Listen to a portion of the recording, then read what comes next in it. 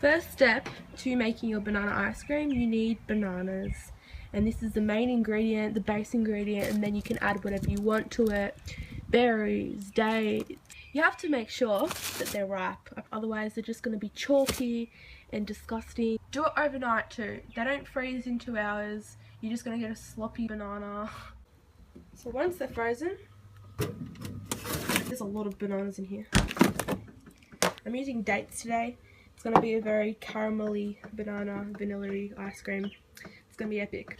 Fucking, oh, I just cracked my knuckles instead of the banana. Just break it up. Keep going. Right, how many bananas is that so far? I haven't been counting. Oh, motherfucker.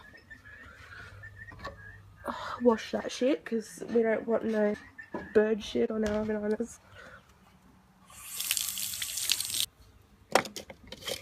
Push that in. So I put in 5 dates because you want it to be sweet, but you don't want it to be too sweet because then it's just sickening. And then this is the part where you just got to pulse. You just blend and pulse. Yeah. Okay, there we have it. Basically, it's really simple and it's really quick. Doesn't take long at all, and it tastes really good. Get on it. And there's no need to steal babies away from cows, rape cows, kill cows to enjoy ice cream.